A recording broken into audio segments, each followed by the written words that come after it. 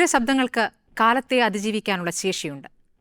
ചില പാട്ടുകൾക്ക് പ്രണയത്തെയും വിരഹത്തെയും അനുഭവിപ്പിക്കാനുള്ള മാന്ത്രികതയുണ്ട്. കഴിഞ്ഞ 4 പതിറ്റാണ്ടായി തലമുറകൾ മാറി മറിഞ്ഞിട്ടും നമ്മളെ വിസ്മയിപ്പിക്കുന്ന മാസ്മരിക ശബ്ദം. ദേശീയ പുരസ്കാര തിളക്കത്തിലും ലാളിത്യം കൈവിടാതെ കണ്ണുകൾ കൊണ്ട് ചിരിക്കുന്ന നമ്മുടെ പ്രിയപ്പെട്ട വാനമ്പാടി KS ചിത്രയാണ് റിപ്പോർട്ടർ TVക്കൊപ്പം ഈ ഓണത്തിനുള്ളത്. നമസ്കാരം. നമസ്കാരം. KS ചിത്ര എന്ന പാട്ടുകാരി എല്ലാവർക്കും അറിയാം. പക്ഷേ ആരാധകർക്കും പ്രേക്ഷകർക്കും ഒക്കെ KS ചിത്ര എന്ന വ്യക്തിയെക്കുറിച്ച് അറിയാൻ കുറച്ച് ആഗ്രഹമുണ്ട്. അപ്പോൾ ഞാൻ കുറച്ച് വ്യക്തിപരമായ ചോദ്യങ്ങൾ കൂടി ചോദിക്കാനാണ് ആഗ്രഹിക്കുന്നത് ഇന്റർവ്യൂ. അപ്പോൾ KS ചിത്ര എന്ന വ്യക്തി സ്വയം എങ്ങനെയാണ് വിലയിരുത്തുന്നത്? ഞാൻ കുറച്ച് എന്തായി പറഞ്ഞൊരു വൃത്തിഭ്രാന്തും ഒരു കുറച്ചൊരു ഓർഗനൈസ്ഡ് ആണ് ബേസിക്കലി എപ്പോഴും.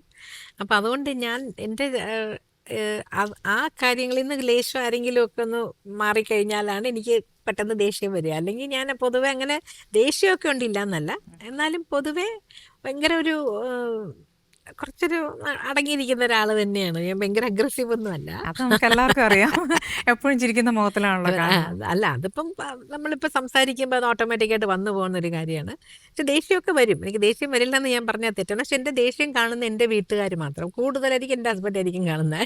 ഞാനിപ്പം ചിത്ര ചേച്ചിയെ പറ്റി കേട്ടിട്ടുള്ള അച്ഛനുമായിട്ട് ഭയങ്കര ഒരു ആത്മബന്ധം അല്ലേ? അത് കുട്ടിക്കാലം മുതലേ അങ്ങനെയായിരുന്നു. കുഞ്ഞിലെ മുതലേ പാട്ട് പഠിപ്പിക്കുന്നത് ബേസിക്കലി അച്ഛൻ തന്നെയാണ്. ഞങ്ങൾക്ക് റെസിറ്റേഷൻ മത്സരമൊക്കെ വരുമ്പോൾ കവിത സെലക്ട് ചെയ്തിട്ട് ചിലപ്പം ഓമനക്കുട്ടി ടീച്ചറിനെ കൊണ്ട് ട്യൂൺ ചെയ്യിപ്പിച്ച് പഠിപ്പിക്കാറുണ്ട്. ഇല്ലാത്ത ചിലതൊക്കെ അച്ഛൻ തന്നെ ഒരു ഈണം ഇട്ട് പഠിപ്പിച്ച് തന്നിട്ടുമുണ്ട്. അപ്പം അങ്ങനെ വീട്ടിൽ ലളിതഗാനങ്ങൾ പഠിപ്പിക്കുന്നതാണെങ്കിലും പണ്ടൊക്കെ ആകാശവാണി നമുക്ക് റേഡിയോ മാത്രമല്ലേ ഉള്ളൂ അന്നത്തെ കാലത്ത്. അപ്പോൾ റേഡിയോയിൽ ഈ സ്പെഷ്യൽ പ്രോഗ്രാംസ് വരുമല്ലോ. ഈ ഓണത്തിനായിരിക്കാം, ചിലപ്പോൾ ന്യൂ ഇയറിനായിരിക്കാം, അങ്ങനെ ഓരോ വിശേഷങ്ങൾക്ക് സ്പെഷ്യൽ പ്രോഗ്രാംസ് വരും. അപ്പോൾ ആ സമയത്ത് അച്ഛൻ ടേപ്പ് റെക്കോർഡറൊക്കെ എടുത്തു വെച്ച് റെഡിയായിട്ട് റേഡിയോയുടെ മുമ്പിലിരുന്ന് ആ പാട്ടുകളെല്ലാം റെക്കോർഡ് ചെയ്ത് ഞങ്ങൾക്ക് പഠിക്കാൻ വേണ്ടിയിട്ട്, എന്നെയും ചേച്ചിയും മത്സരങ്ങൾക്കൊക്കെ വിടുമ്പോൾ ഞങ്ങളെ പഠിപ്പിക്കാൻ വേണ്ടിയിട്ട്, അതൊക്കെ എനിക്ക് ഇപ്പോഴും ഭയങ്കര ഓർമ്മയാണ്. അമ്മ പക്ഷേ ചെയ്തിരുന്നത്, അമ്മ കുറച്ച് സൂപ്പർസ്റ്റിഷ്യസ് ആയിരുന്നു. അതായത് നമുക്ക് എന്തെങ്കിലും ഒരു നല്ല കാര്യം നടക്കേണ്ട ദിവസമാണെങ്കിൽ അമ്മ രാവിലെ കണി കാണിക്കുക, എന്തെങ്കിലും കയ്യിൽ ഇരുമ്പ് അങ്ങനത്തെ സാധനങ്ങളൊന്നും എടുക്കാതെ ആദ്യം തന്നെ അമ്മയുടെ കയ്യിലെ മോതിരമോ എന്തെങ്കിലും ഒന്ന് ഊരി കൈ തരിക. അന്നത്തെ ദിവസം നല്ലതായിരിക്കാൻ അത് ആ ഒരു അമ്മയുടെ വിശ്വാസം. പിന്നെ മത്സരങ്ങൾക്കൊക്കെ പോവുകയാണെങ്കിൽ അമ്മ വെണ്ണയ്ക്കകത്ത് കുരുമുളക് ഇടിച്ച് ചതച്ച് അതിനകത്ത് വെച്ച് ഉരുട്ടി ഞങ്ങൾക്ക് കഴിക്കാൻ തരുമായിരുന്നു. അച്ഛൻ ഈ വയ്യാത്ത സമയത്തും അല്ലേ സ്റ്റുഡിയോയിൽ? ഞാൻ ഫിലിമിലൊക്കെ പാടി തുടങ്ങിയ സമയമായിരുന്നു. അപ്പോൾ ഇതുപോലെ അച്ഛന് ഓറൽ ക്യാൻസർ ആയിരുന്നു ഇവിടെ. അപ്പം അതിൻ്റെ സെക്കൻഡറീസും വന്നു. അപ്പം അതിൻ്റെ വേദനയൊക്കെ ഉള്ളപ്പോൾ പോലും എനിക്ക് ഇപ്പം മദ്രാസിൽ നിന്നൊക്കെ ആരുടെയെങ്കിലും രവീന്ദ്ര മാഷിൻ്റെയോ ജോൺസൺ മാഷിൻ്റെയോ ഒക്കെ ഒരു റെക്കോർഡിങ് വന്നാൽ അത് മിസ് ചെയ്യരുതെന്ന് പറഞ്ഞാൽ അച്ഛൻ തന്നെ കൂടെ വരുമായിരുന്നു. ഞാൻ ഒരാൾ കൂടെ ഇല്ലാണ്ട് ഞാൻ പോവില്ല. പണ്ട് മുതലേ അങ്ങനെ ഒരു ഇൻഡിപെൻഡൻ്റ് അല്ല ഞാൻ. അത് ഞാൻ പറയാമല്ലോ. എന്നെ കൊണ്ട് വലിയ ഈ ആരെങ്കിലും ഒരാളുടെ സപ്പോർട്ടിൽ മാത്രം ജീവിച്ചിട്ടുള്ള ഒരാൾ ഇത്രയും കാലവും ഇപ്പോഴും അങ്ങനെ തന്നെ. സ്വന്തമായിട്ടൊരു ഡിസിഷൻ എടുക്കാൻ എപ്പോഴും പേടിയാണ്. എന്തെങ്കിലും ഞാൻ എടുത്ത പറയണമല്ലോ തെറ്റായി പോവോ, അല്ലെങ്കിൽ ഞാൻ ഡിസിഷൻ തെറ്റായി പോവോ. അപ്പം എനിക്ക് അഭിപ്രായം ചോദിക്കണം. ഒരു സാരി എടുക്കുകയാണെങ്കിൽ പോലും എനിക്ക് കൂടെ ആരെങ്കിലും ഒരാളുണ്ടെങ്കിൽ ഞാൻ ചെയ്തു, എനിക്കൊരു ആൾ വേണം, ഒരു അഭിപ്രായം പറയാം, ഇത് കൊള്ളാം എന്ന് പറഞ്ഞാൽ എനിക്ക് എടുക്കും. അല്ലെങ്കിൽ ഞാൻ തന്നെ ഇഷ്ടത്തിന് എടുക്കാൻ എനിക്ക് പൊതുവേ ഇച്ചിരി മടിയാണ്. അനുരാഗി എന്ന് പറഞ്ഞ ഫിലിമിൻ്റെ റെക്കോർഡിങ് സമയത്ത് ഇതുപോലെ ഈ മരുന്ന് പെയിൻ കില്ലർ കഴിക്കുമ്പോൾ അതിനൊരു കുറച്ച് നേരം കഴിയുമ്പോൾ അതിൻ്റെ പവർ കുറയുമല്ലോ. അപ്പം അങ്ങനെ വരുമ്പോൾ ഭയങ്കര വേദന വരും. അപ്പോൾ ഇതുപോലെ ഞാൻ പാടിക്കൊണ്ടിരിക്കുമ്പോൾ ഇടയ്ക്കിടയ്ക്കൊന്ന് തിരിഞ്ഞ് നോക്കും. അച്ഛൻ എൻ്റെ കൂടെ വോയിസ് റൂമിൽ തന്നെ ആയിരിക്കും ഇരിക്കുന്നത്. അപ്പം ഞാൻ ഇടയ്ക്ക് ഇങ്ങനെ തിരിഞ്ഞ് നോക്കും ഞാൻ പാടുന്നത് എങ്ങനെ ഉണ്ടെന്ന്. അപ്പം അച്ഛൻ്റെ ഒരു എന്തെങ്കിലും ഒരു ആക്ഷനിൽ നിന്ന് എനിക്കത് മനസ്സിലാവും ഞാൻ പാടുന്ന അച്ഛൻ ഇഷ്ടപ്പെടുന്നുണ്ടോ ഇല്ലയോ എന്നുള്ളത്. അപ്പം ഇടയ്ക്ക് ഇങ്ങനെ തിരിഞ്ഞ് നോക്കുമ്പോൾ ഇങ്ങനെ കണ്ണിന് ഇങ്ങനെ വെള്ളം വരുന്നു, ഇങ്ങനെ കണ്ണുനീര് വരുന്നു. കാരണം വേദന അപ്പോഴേക്കും ആ മരുന്നിൻ്റെ ഇത് കഴിഞ്ഞിട്ട് എനിക്കത് ഭയങ്കരമായിട്ട് എനിക്കത് കൊണ്ടു എൻ്റെ മനസ്സിൽ. ഞാൻ ചോദിച്ചു എനിക്ക് വേണ്ടിയല്ലേ ഇത്രയും വേദനയും സഹിച്ച് അവിടെ ഇരിക്കുന്നത്. അപ്പം അന്ന് ഞാൻ അച്ഛൻ്റെ അടുത്ത് പറഞ്ഞു, എനിക്ക് ഇങ്ങനെ അച്ഛൻ്റെ ഇത്രയും വിഷമം കണ്ടുകൊണ്ട് എനിക്ക് പാടാൻ പറ്റില്ല, നമുക്ക് വേണ്ട, നമുക്ക് ഇത്ര വിധിച്ചിട്ടുള്ളത് വരട്ടെ, അപ്പം ഇത്രയും ഒക്കെ പാടിയല്ലോ, അത് മതി, നമുക്ക് പോകാൻ തിരിച്ച് നാട്ടിലോട്ടെന്ന് പറഞ്ഞു തന്നു ഞാൻ. അതിനുശേഷം അച്ഛൻ എൻ്റെ കൂടെ വന്നിട്ടില്ല. കാരണം അതത്ര എന്നെ വിഷമിപ്പിച്ചു എന്നുള്ളത് മനസ്സിലായതുകൊണ്ട്. പിന്നെ എൻ്റെ അമ്മയോ എൻ്റെ കസിൻ ബ്രദറോ എൻ്റെ അമ്മായിമാരോ ആരെങ്കിലും ഒരാൾ ആണ് പിന്നെ എൻ്റെ കൂടെ വന്നുകൊണ്ടിരുന്നത്. ഒറ്റയ്ക്ക് ഞാൻ പോകാറില്ല. അപ്പം അങ്ങനെയായിരുന്നു. അച്ഛൻ്റെ ഒരു സാക്രിഫൈസാണ്. ഞാനിപ്പം എന്തെങ്കിലും ഒരു ലെവലിൽ ഞാൻ എത്തിയിട്ടുണ്ടെങ്കിൽ അത് തീർച്ചയായിട്ടും എൻ്റെ അച്ഛൻ്റെ ഒരു ദേവരാജ മാഷുമായിട്ട് നല്ല ബന്ധമായിരുന്നു അല്ലേ അച്ഛന്? അതാ പറഞ്ഞത്, ദേവരാജ മാഷുമായിട്ട് കോളേജിൽ പഠിക്കുന്ന സമയത്ത് അവർക്ക് ഏകദേശം ഒരേ കാലഘട്ടത്തിൽ ഉണ്ടായിരുന്ന ആൾക്കാരാണ്. മാഷൊക്കെ അച്ഛനെ അറിയാം. എന്നിട്ട് ഞാൻ തരങ്കിണിയിൽ എന്നെ ദാസേട്ടൻ്റെ തരങ്കിണിയിൽ ഞാൻ പാടിക്കൊണ്ടൊക്കെ ഇരുന്ന സമയത്ത് ദേവരാജ മാഷിൻ്റെ പിന്നെ മറ്റൊരു ചാനലിൻ്റെ ഒരു ദാസേട്ടൻ്റെ വർക്കുള്ളൊരു പ്രോഗ്രാമിൻ്റെ ടൈറ്റിൽ സോങ് റെക്കോർഡ് ചെയ്യാൻ വേണ്ടിയിട്ട് തരങ്കണി എന്ന് വിളിച്ചിട്ട് ഞാൻ പോയി. ഞാൻ ചെല്ലുമ്പോൾ ദേവരാജ അച്ഛനും കൂടെ ഉണ്ടായിരുന്നു. അപ്പോൾ ദേവരാജ മാഷ് അച്ഛനെ കണ്ടുകൊണ്ട് കൃഷ്ണൻ നായരോ, അപ്പോൾ കൃഷ്ണൻ നായരുടെ മോളാണോ അവള്, എന്നിട്ട് ഇതുവരെ എന്താ മക്കൾ പാടുന്നുള്ള ഇതുവരെ പറയാത്ത എന്താ എന്നൊക്കെ ചോദിച്ചപ്പോൾ അച്ഛൻ പറഞ്ഞു അങ്ങ് വേറെ ലെവലിലാണ് ഇരിക്കുന്നത്, നമ്മൾ അങ്ങനെ ഇത്രയും വലിയൊരു ആളുടെ അടുത്ത് അങ്ങനെ എൻ്റെ മക്കളെന്ന് പറഞ്ഞു കൊണ്ടുവരാൻ എനിക്ക് പേടിയാണ്, മടിയാണ്, അതുകൊണ്ടാണ് ഞാൻ കൊണ്ടുവരാത്തത്. അച്ഛനും കുറച്ച് സോഫ്റ്റ് ആയിട്ടുള്ള ഒരാളാണ്. അങ്ങനെ അവസരങ്ങൾ തേടിപ്പോയിട്ടില്ല, വന്നത് മിസ് ചെയ്യാതെ പോയിട്ട് നോക്കിയിട്ടുണ്ട്. അത്രയും അച്ഛൻ്റെ സ്വഭാവമാണോ കിട്ടിയിരിക്കണേ? അച്ഛനും അമ്മയും അങ്ങനെ തന്നെ, രണ്ടുപേരും അങ്ങനെ വലിയൊരു അഗ്രസീവ് ആൾക്കാരല്ല. അച്ഛൻ അതുപോലെ സിനിമ അഭിനയത്തിൽ ആഗ്രഹം ഉണ്ടായിരുന്നു? അഭിനയിക്കാൻ ആഗ്രഹം ഉണ്ടായിരുന്നു. പണ്ട് ക്യാമറ ടെസ്റ്റിനൊക്കെ പോയതാ. സത്യനും പ്രേംനസീറും ഒന്നിച്ച സിനിമ അല്ലേ? പ്രേംനസീർ സാറിന്റെ ആ സമയത്താണ്. അപ്പൊ ആ സമയത്താണ് അച്ഛൻ റിജക്റ്റ് ആയി നസീർ സാർ വന്നതെന്നാണ് ഞാൻ പറഞ്ഞു കേട്ടിട്ടുള്ളത് കേട്ടോ. സംഗീത ലോകത്ത് ആരുമായിട്ടാണ് അടുപ്പം? ഇപ്പം നമുക്കറിയാം ജാനകിയമ്മയുടെ കാര്യം. ജാനകിയമ്മ പോയ സമയത്ത് നിങ്ങളൊക്കെ തന്നെ എത്രത്തോളം വേദനിച്ചു എന്നുള്ളതൊക്കെ എല്ലാവരും കണ്ടതാണ്. അപ്പോൾ ആരുമായിട്ടാണ് ഏറ്റവും ആത്മബന്ധം ഉള്ളത്? സീനിയർ സിംഗേഴ്സിൽ ഓഫ് കോഴ്സ് ഞാൻ ആദ്യം തുടങ്ങിയത് ദാസേട്ടനെ കണ്ടിട്ടാണ്. അതെ, കുറേ കാലത്തെ എൻ്റെ സംഗീത ജീവിതം മുഴുവൻ ദാസേട്ടൻ്റെ ഗൈഡൻസിലായിരുന്നു. അപ്പം പ്രോഗ്രാമിന് പോകുമ്പോഴൊക്കെ എന്തെങ്കിലും പഠിപ്പിച്ചു തരികയും എന്ത് കഴിക്കണം, എന്ത് കഴിച്ചുകൂടാ എന്നൊക്കെയുള്ള ഒരുപാട് കാര്യങ്ങൾ ദാസേട്ടനിൽ നിന്ന് ഞാൻ പഠിച്ചിട്ടുണ്ട്. ഞാൻ അത് തന്നെയാണ് ഞാൻ ഫോളോ ചെയ്തുകൊണ്ടിരിക്കുന്നത് ഇപ്പോഴും. അത് കഴിഞ്ഞിട്ട് പിന്നെ തമിഴും തെലുങ്കും ഒക്കെ പാടി തുടങ്ങിയപ്പോൾ SPB സാറുമായിട്ട് ആണ് കൂടുതൽ നമ്പർ ഓഫ് സോങ്സ് പാടുന്നത്. അപ്പോൾ റെക്കോർഡിങ്സിന് എപ്പോഴും കൂടുതൽ കാണുക SPB സാറിനെ ആയിരുന്നു. അപ്പോൾ അതുപോലെ സാറ് എന്നെ ദാസേട്ടൻ പറഞ്ഞതിൻ്റെ നേരെ ഓപ്പോസിറ്റാണ് പറയുക, നീ ഇങ്ങനെ ഒരുപാട് ഓവറായിട്ട് പ്രൊട്ടക്റ്റഡ് ആയിട്ട് ഇരിക്കുന്നതുകൊണ്ടാണ് പെട്ടെന്ന് അസുഖങ്ങൾ വരുന്നത്. കുറച്ച് തണുത്ത വെള്ളം കുടിക്ക്, എന്ത് പറ്റും നോക്കാമല്ലോ, കുറച്ച് മഴ നനയെ, എന്ത് പറ്റും നോക്കാമല്ലോ എന്നൊക്കെ സാറ് പറയും. പക്ഷേ ഞാനത് ശീലിക്കാത്തത് കൊണ്ട് അതൊക്കെ ചെയ്താൽ എനിക്ക് തൊണ്ട അടയ്ക്കും, ശബ്ദം അടയ്ക്കുകയോ ജലദോഷം വരുമോ എന്തെങ്കിലും ആവും. അപ്പോൾ അതുകൊണ്ട് ഞാൻ പറഞ്ഞു, സാർ உங்களுக்கு കുഴപ്പമില്ല, പക്ഷെ എനിക്കത് പ്രശ്നമാണ്, ഞാൻ ഇത്രയും നാൾ. അപ്പോൾ സാർ പറഞ്ഞില്ല, നീ കുറച്ച് റഫായിട്ട് തന്നെ ജീവിക്കണം, ഇങ്ങനെ എല്ലാം ഇങ്ങനെ പ്രൊട്ടക്റ്റഡ് ആയിട്ട് ഇരുന്ന് കഴിഞ്ഞാൽ ഒന്നും ഇമ്മ്യൂണിറ്റിയൊക്കെ കുറയും, ഇതാണെന്നൊക്കെ പറഞ്ഞു തരുമായിരുന്നു സാറ്. പിന്നെ സ്ത്രീകളിൽ നോക്കും, പണ്ട് ലീല ചേച്ചി എപ്പോഴും ഇടയ്ക്കൊക്കെ വീട്ടിൽ വരും, അല്ലെങ്കിൽ ഞാൻ ലീല ചേച്ചിയുടെ വീട്ടിൽ പോവുക, കാണുന്ന സമയത്തൊക്കെ ഒരുപാട് കാര്യങ്ങൾ പറഞ്ഞു തരുമൊക്കെ ചെയ്യുമായിരുന്നു. പിന്നെ വളരെ ക്ലോസ് ആയിട്ടുള്ള ജാനകിയമ്മയാണ്. ജാനകിയമ്മ അടുത്ത് നമ്മൾ പോയി കഴിഞ്ഞാൽ ആദ്യം ഞാൻ ജാനകിയമ്മ കാണുന്നത് ജാനകിയമ്മയുടെ വീട്ടിൽ കൊലു വയ്ക്കില്ലേ നവരാത്രിക്ക്. അപ്പം അമ്മയുടെ കൂടെ വലിയ ഒരു മുറി നിറച്ച് ബൊമ്മകളൊക്കെ വെച്ചിട്ട് അങ്ങനെ കൊലു വയ്ക്കും.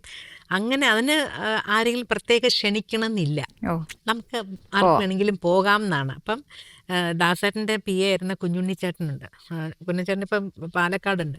കുഞ്ഞുണ്ണിച്ചേട്ടനും നന്ദിനി ചേച്ചിയും കൂടെ പോകുമ്പോൾ ഞാൻ ചോദിച്ചു, എന്നെയും കൂടെ കൊണ്ടുപോകും, ഞാനും കൂടെ വന്നിട്ട്. അപ്പം ഞാനതുവരെ ജാനകിയമ്മയെ കണ്ടിട്ടില്ല. അപ്പോൾ ഒന്ന് അടുത്ത് കാണാം എന്ന് പറഞ്ഞിട്ട് അപ്പം എന്നെയും കൂടെ അവരുടെ കൂടെ ഞാനങ്ങ് പോയി. എന്നെ വിളിച്ചിട്ടൊന്നുമില്ല, ഞാനങ്ങ് പോയി. അവിടെ ചെന്ന് കഴിഞ്ഞപ്പോഴത്തേക്കും കൊലുവൊക്കെ കണ്ടു കഴിഞ്ഞപ്പോൾ അവിടെ പാടാൻ അറിയുന്നവർ ആര് വന്നാലും കൊലു വെച്ചിരിക്കുന്ന വീട്ടിൽ പാടണം വേണമെങ്കിൽ പാടാം. അങ്ങനെ ഞാനന്ന് അവിടെ ഇരുന്നൊരു കീർത്തനമൊക്കെ പാടി. അത് കഴിഞ്ഞപ്പോൾ അമ്മ ഞാൻ ചിത്രയാണെന്നൊക്കെ പറഞ്ഞപ്പോൾ അമ്മ ഞാൻ മുമ്പേ ഏതോ ഒരു പാട്ട് അമ്മയ്ക്ക് വേണ്ടി ട്രാക്ക് പാടിയത് കേട്ടിട്ടുണ്ടെന്നൊക്കെ പറഞ്ഞ് വലിയ സ്നേഹമായിട്ട് കെട്ടിപ്പിടിക്കുകയൊക്കെ ചെയ്ത് ഹാങ്കർ ചീഫിൻ്റെ ഒരു ആൽബം, അതൊക്കെ ഞാൻ ജീവിതത്തിൽ ആദ്യമായിട്ട് കാണുന്നത്. ഹാങ്കർ ചീഫ്സ് പല നിറത്തിലുള്ളത് അങ്ങനെ വെച്ചിട്ടുള്ളൊരു ആൽബം, ഒരു യൂണിബോൾ, അന്നത്തെ കാലത്ത് വലിയ പോപ്പുലർ യൂണിബോൾ പെന്നാണ്, ഒരു വെള്ള യൂണിബോളിൻ്റെ പെന്ന്.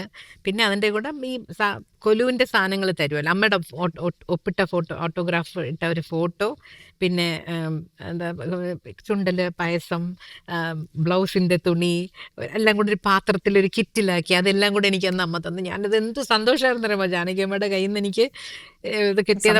ഇപ്പോഴും എൻ്റെ കയ്യിൽ ആ ഹാങ്കർ ചീഫ് ആൽബം ഉണ്ട്, ആ പെന്നൊക്കെ ഉണങ്ങിയൊക്കെ പോയി, എഴുതാനൊന്നും പറ്റില്ല. പക്ഷേ ഞാനത് അമ്മയുടെ ഒരു ആദ്യമായിട്ട് എനിക്ക് കിട്ടിയത്. പിന്നെ അതിന് ശേഷം ഹൈദരാബാദ് എപ്പോൾ പോയാലും ഹൈദരാബാദ് പോയാൽ ഞാൻ ചോദിക്കും, അമ്മ അവിടെ ഉണ്ടെങ്കിൽ ഞാനൊന്ന് വന്ന് കണ്ടോട്ടെ എന്ന് ചോദിക്കും. അപ്പോൾ വരാൻ പറയും. ചെന്ന് കഴിയുമ്പോൾ ഭയങ്കര സ്നേഹമാണ്, നമ്മളെ കെട്ടിപ്പിടിച്ച് അമ്മയുടെ കൈ കൊണ്ട് തന്നെ ആഹാരമൊക്കെ കുഴച്ച് നമ്മുടെ വായിലൊക്കെ വെച്ച് തരും. അങ്ങനത്തെ ഒരു അതാ ഞാൻ നമുക്കൊരു അമ്മയുടെ അടുത്ത് പോകുമ്പോൾ നമുക്ക് കിട്ടുന്നൊരു സ്നേഹവും സന്തോഷം ഉണ്ടല്ലോ, അത് കിട്ടും. ജാനകിയമ്മയുടെ അടുത്ത് നിന്നാൽ നമ്മൾ അറിയാതെ അങ്ങ് അമ്മയുടെ അടുത്തങ്ങ് ഒട്ടിപ്പോവും. അതാണ് ജാനകിയമ്മ. കുറച്ച് പാട്ടുകൾ പാടാലോ നമുക്ക്? ആദ്യ വസന്തമേ ഈ മൂകവീണയിൽ ഒരു ദേവഗീതമായി നിറയുമോ, ആദ്യ ഹർഷമേ തളിരിലെത്തുമ്പിൽ ഒരു മോഹബിന്ദുവായി പുണരുമോ. വാക്കുകളൊക്കെ തെറ്റിപ്പോയി. പക്ഷേ പാട്ട് കേൾക്കുമ്പോൾ എന്തൊരു രസമുള്ള പാട്ടാണ് ചേച്ചി. ഇങ്ങനെ ഭാവം, ഈ ഇപ്പോൾ മലയാളത്തിലാണ് നമുക്ക് ഭക്തിഗാനങ്ങൾ പ്രത്യേകിച്ച് ചേച്ചി പാടുമ്പോൾ അത് ചിലപ്പോൾ കണ്ണ് നിറഞ്ഞു. അപ്പോൾ കൃഷ്ണഭക്തിയാണോ അത് കൃഷ്ണഭക്തിയാണ്. കൂടുതൽ ഗാനങ്ങളും അങ്ങനെ ഞാനിപ്പോൾ കൃഷ്ണഭക്തിയിലുള്ളതാണോ? കഴിഞ്ഞൊരു 15 വർഷമായിട്ട് ഞാൻ എല്ലാ ഏകാദശിയും ഞാൻ ചിലപ്പോൾ ആ ദിവസം പ്രോഗ്രാം വരെ ഉണ്ടാവും. അങ്ങനെയുള്ളപ്പോഴും എനിക്ക് മുടക്കം വരുത്താതെ കൊണ്ടുപോകാൻ സാധിക്കുന്നുണ്ട്. അത് തന്നെ ഒരു വലിയൊരു ദൈവാനുഗ്രഹമായിട്ട് ഞാൻ വിചാരിക്കുന്നു. ആരെങ്കിലുമൊക്കെ എനിക്ക് ആ ഏകാദശിക്കുള്ള ഫുഡ് കൊണ്ട് തരാനാണെങ്കിൽ, ഫുഡ് ഇല്ലല്ലോ, നമ്മൾ റൂട്ട്സ് മാത്രമേ കഴിക്കാവൂ. അപ്പം അങ്ങനെയുള്ളപ്പോൾ എന്തെങ്കിലും കപ്പയോ മറ്റേ എന്താ പറഞ്ഞാൽ സ്വീറ്റ് പൊട്ടാറ്റോ, ക്യാരറ്റ്, അങ്ങനത്തെ ഉള്ള സാധനങ്ങളെ ഞാൻ ആ ദിവസം എനിക്ക് കഴിക്കാൻ പറ്റുള്ളൂ. അപ്പം അതൊക്കെ ആരെങ്കിലും എനിക്ക് ഉണ്ടാക്കി കൊണ്ട് തരും. ആ ദിവസം ഞാനിങ്ങനെ വിചാരിച്ചുകൊണ്ടിരിക്കും, ഈശ്വര ഞാൻ ഇന്ന് വേറെ ഏതൊരു രാജ്യത്താണല്ലോ, എനിക്ക് അവിടെ ആരെ അറിഞ്ഞുകൂടാ, ഞാൻ എന്ത് ചെയ്യും, ഏകാദശി എങ്ങനെ എടുക്കും, പട്ടിണി കിടന്ന് പ്രോഗ്രാമുള്ള ദിവസം പാടാൻ പറ്റില്ല, എന്തെങ്കിലും ഒന്ന് കഴിക്കണമല്ലോ. പക്ഷെ അപ്പോഴൊക്കെ എന്തെങ്കിലും ഇതുപോലെ എനിക്ക് കഴിക്കാൻ പറ്റുന്ന സാധനങ്ങൾ ഉണ്ടാക്കി തരാൻ ദൈവദൂതനെ പോലെ ആരെങ്കിലും ഒരു സ്ത്രീ അവിടെ അവതരിക്കും. ഞാൻ അവരോട് റിക്വസ്റ്റ് ചെയ്യും, കൊണ്ടുതരും. അപ്പോൾ നമുക്ക് ഒരു കൃഷ്ണഭക്തിയിലൊരു പാട്ടായാലോ, നന്ദനത്തിലെ പാട്ട്. കാർമുകിൽ വർണ്ണന്റെ ചുണ്ടിൽ ചേരുമോടക്കുഴലിൻ്റെ ഉള്ളിൽ വീണുറങ്ങുന്നൊരു ശ്രീരാഗമേ, നിന്നെ പുൽകിയുണർത്താൻ മറന്നു കണ്ണൻ. കാർമുകിൽ വർണ്ണന്റെ ചുണ്ടിൽ. ഈ കൃഷ്ണ എന്നുള്ള വിളിയൊക്കെ ഉണ്ടല്ലോ, നമ്മുടെ കണ്ണൊക്കെ നിറയും. ചേച്ചി എപ്പോഴും പറഞ്ഞു കേട്ടിട്ടുണ്ട് സ്റ്റേജിൽ ചേച്ചിക്ക് ഇപ്പോഴും പരിഭ്രമമാണ്. നമുക്ക് അത്ഭുതം തോന്നുന്നത് എങ്ങനെയാ ചേച്ചി ഇത്ര കാലമായി? അത് എല്ലാ ആർട്ടിസ്റ്റുകൾക്കും അത് ഉണ്ടാവും. കാരണം നമ്മളൊരു സ്റ്റേജ് നമ്മൾ സൗണ്ട് ചെക്കൊക്കെ ചെയ്താൽ പോലും നമ്മൾ സ്റ്റേജിൽ വന്ന് നിന്ന് പാടാൻ തുടങ്ങുമ്പോൾ നമുക്ക് നമ്മൾ പാടുന്നത് നമുക്ക് കേട്ടില്ലെങ്കിൽ പാടാൻ പറ്റില്ല. പണ്ടത്തെ കാലത്തെന്ന് പറഞ്ഞാൽ ഹാർമോണിയം, ഇലക്ട്രോണിക്സിന്റെ ഇൻസ്ട്രുമെന്റ്സ് അധികം ഇല്ല എന്ന്. എല്ലാം ഹാർമോണിയം, അക്കോർഡിയൻ, അങ്ങനത്തെ സാധനങ്ങളൊക്കെ വെച്ചിട്ടായിരുന്നു പണ്ടത്തെ. കീബോർഡൊക്കെ ഉണ്ട്, പക്ഷെ അതെന്നാലും ഒരു ലിമിറ്റിലേ ഉള്ളൂ. ഇപ്പം ഇലക്ട്രിക് ഗിറ്റാർ, ബേസ് ഗിറ്റാർ, അങ്ങനെ എല്ലാ ഇലക്ട്രോണിക് സാധനങ്ങൾ വന്നു കഴിഞ്ഞപ്പോൾ അതിൻ്റെ അങ്ങ് ലെവല് കൂടിക്കഴിയുമ്പോൾ നമ്മൾ പാടുന്ന സ്റ്റേജിൽ നമുക്ക് കേൾക്കാൻ പറ്റില്ല. അപ്പം നമ്മളൊന്ന് പാടി ഒന്നാകുന്ന വരെ ഉള്ളൊരു ടെൻഷനുണ്ട്, സിങ്ക് ആവുന്നവരെ. ഏറ്റവും ടെൻഷൻ എപ്പോഴാണെന്നറിയാമോ? പണ്ടൊക്കെ ആൾക്കാർ ഇങ്ങനെ ഇരുന്നാ പാട്ട് കേട്ടിരുന്നു, ഇപ്പം എല്ലാവരും ഇങ്ങനെ ഇരുന്നാ പാട്ട് കേട്ടെടുക്കണോടല്ലേ. അത് അപ്പം തന്നെ ഷൂട്ട് ചെയ്ത് അപ്പം തന്നെ 10 പേർക്ക് അയച്ചു കൊടുത്ത് കഴിയുമ്പോഴേക്കും അത് യൂട്യൂബ്. അപ്പം എന്തെങ്കിലുമൊക്കെ നമുക്ക് അതിനകത്ത് കുറവുകൾ വന്നിട്ടുണ്ടെങ്കിൽ, ഇത് ഈ പ്രോപ്പറായിട്ട് റെക്കോർഡ് ചെയ്തതല്ലാതെ ഇങ്ങനെ കേൾക്കുമ്പോഴേ നമുക്ക് അയ്യോ എന്ന് തോന്നിപ്പോ, എന്തിനാ എനിക്കത് നമ്മൾ എത്ര പറഞ്ഞാലും എടുക്കും. യാത്രകളിൽ പോകുമ്പോഴൊക്കെ അവനവൻ്റെ പാട്ട് കേൾക്കാറുണ്ടോ? റെക്കോർഡിങ് കഴിഞ്ഞ് വന്നാൽ കേൾക്കും. ഇപ്പോൾ ഒരു പാട്ട് എൻ്റെ ഒന്ന് റിലീസ് ചെയ്തെങ്കിൽ ഞാനതൊന്ന് കേട്ടു നോക്കും, അതെങ്ങനെ വന്നിട്ടുണ്ട്. ആ സമയത്ത് കേൾക്കുന്നത് അല്ലാതെ അവനവൻ്റെ പാട്ട് കേട്ട് പോകുന്ന ഒരു പരിപാടി ഇല്ല അല്ലേ? ഞാൻ കൂടുതലും മറ്റുള്ളവരുടെ പാട്ടാണ്. അല്ല, എൻ്റെ പാട്ട് കേൾക്കില്ലെന്ന് ഞാൻ പറയില്ല, കേൾക്കും കേട്ടോ, സിനിമകളിൽ. പക്ഷെ വീട്ടിലെപ്പോഴും എൻ്റെ കൂടുതൽ ഞാൻ എൻ്റെ വീട്ടിൽ കേൾക്കുന്ന വിഷ്ണു സഹസ്രനാമം ഞാൻ പാടിയതുള്ളത്. ഞാൻ MSMയുടെയാണ് ഞാൻ കേട്ട് പഠിച്ചിട്ടുള്ളത്. അപ്പം MSMയുടേത് പൂജാമുറിയിൽ വെക്കും.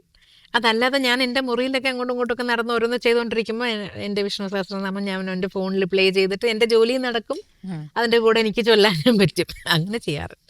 അല്ലേ, പക്ഷെ അവനവൻ്റെ പാട്ട് ഇങ്ങനെ കേട്ടിട്ട് കുറച്ചുകൂടെ നന്നാക്കായിരുന്നോ, അത് ഗംഭീരമായിട്ടുണ്ടെന്നോ അങ്ങനെയൊക്കെ തോന്നുന്ന ചില പാട്ടുകൾ ഇഷ്ടം തോന്നും. ചില പാട്ടുകൾ അയ്യോ ഇത് നല്ല പാട്ടാണല്ലോ അങ്ങനെ തോന്നിയിട്ടുണ്ട്. എനിക്ക് പലരും ഈ അധികം ഞാൻ പാടിയതിൽ കുറേ പാട്ടുകൾ ഇപ്പോൾ ഹിന്ദിയിലൊക്കെ ആണെങ്കിലും ഒട്ടും ശ്രദ്ധിക്കപ്പെടാതെ പോയ കുറേ നല്ല പാട്ടുകളുണ്ട്.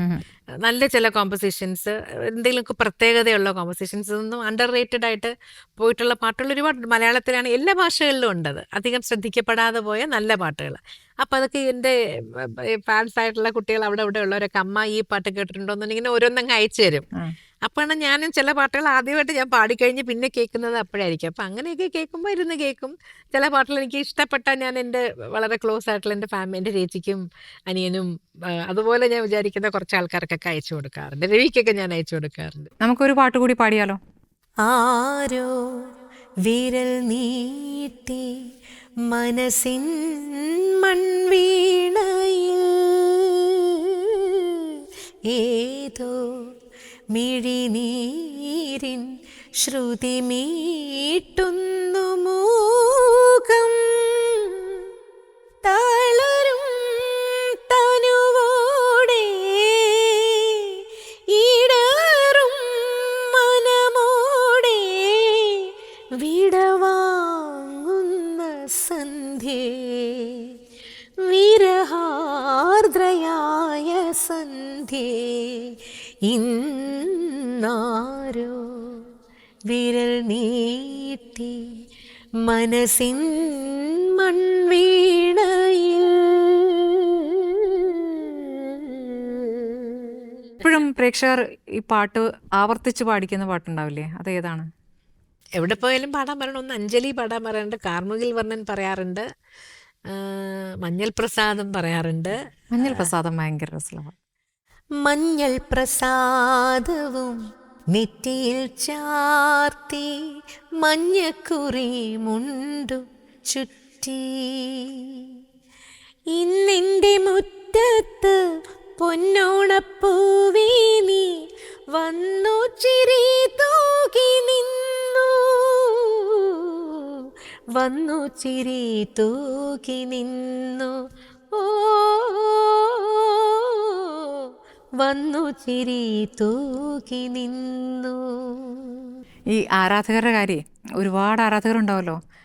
ചേച്ചിയായിട്ട് എപ്പോഴും സംസാരിക്കുന്നവരും ഉണ്ടാവും, അങ്ങനത്തെ കുറച്ച് അനുഭവം ഉണ്ടാവും.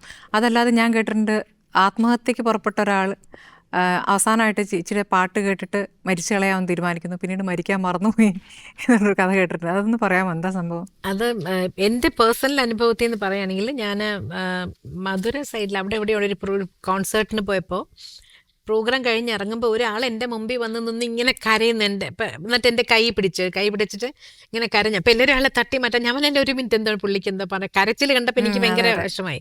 അപ്പോൾ എൻ്റെ അടുത്ത് പറഞ്ഞു, അമ്മ ഞാൻ ഇന്ന് ജീവിച്ചിരിക്കുന്നത് നിങ്ങൾ കാരണമാണ്, എനിക്കെന്തോ ഒരുപാട് ഭയങ്കര ബുദ്ധിമുട്ടുകൾ വന്ന് ഇനി എനിക്ക് ജീവിക്കണ്ട എന്നുള്ളൊരു അവസ്ഥയിലെത്തി. ഞാൻ കയറിൽ തൂങ്ങാനായിട്ടൊക്കെ കയറി നിൽക്കുമ്പോഴാണ് എനിക്ക് ഈ ഒവ്വൊരു പൂക്കളും എന്നുള്ള തൊട്ടടുത്ത എന്നെ തിരിച്ചു കൊണ്ടുവരാൻ വേണ്ടി ആരോ ആ പാട്ട് വെച്ച പോലെയാണ് എനിക്ക് തോന്നിയത്. ആ പാട്ടിലത്തെ വരികളെല്ലാം നമ്മളെ ജീവിക്കാൻ ഒരു എന്താ പ്രചോദനം തരുന്നൊരു പാട്ടാണ്. ഒവ്വൊരു പൂക്കളുമേ സൊൽகிறதே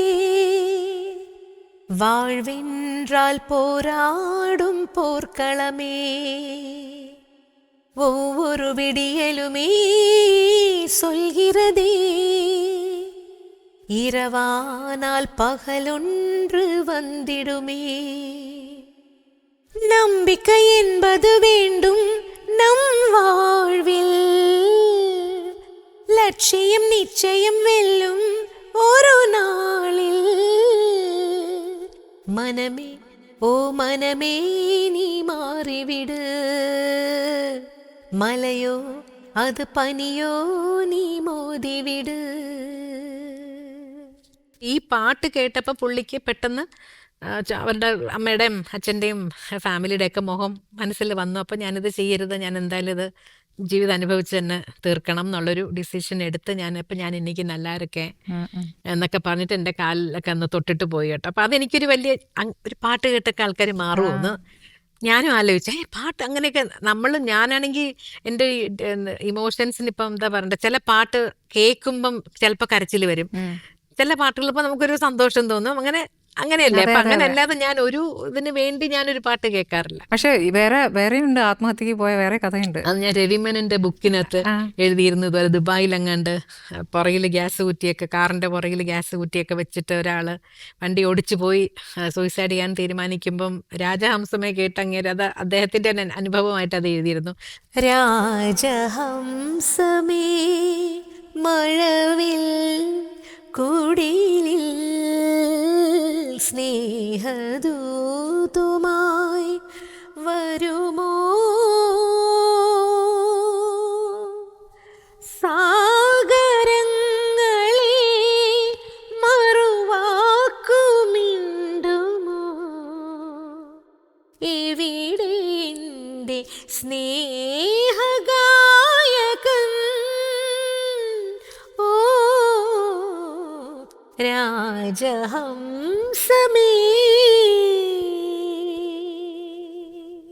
എത്ര പേരെ ജീവിതത്തിലേക്ക് തിരിച്ചു കൊണ്ടുവന്ന ചേച്ചി, നമ്മൾ അറിയുന്നില്ലല്ലോ, നമുക്ക് അറിഞ്ഞിട്ടല്ല.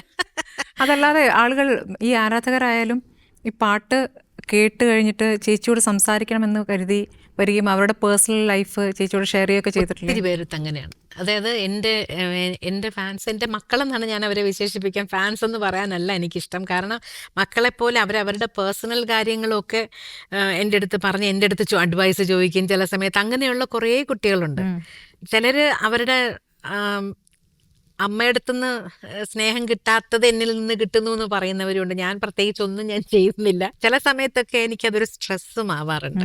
ഈ നമുക്ക് അടുപ്പമുള്ള എപ്പോഴും നമ്മളെ കാണാൻ വരുന്ന കുട്ടികളുടെയൊക്കെ അവരുടെ എന്തെങ്കിലും ഒരു പ്രശ്നം അവർ നമ്മളെ ബാധിക്കും. പറയുമ്പോൾ അത് പിന്നെ എൻ്റെ ഉറക്കം കെടുത്തും. എനിക്ക് പൊതുവെ ഉറക്കം കുറവാണ്, എന്നാലും എനിക്ക് അതും കൂടെ എനിക്കൊരു സ്ട്രെസ്സാണ്.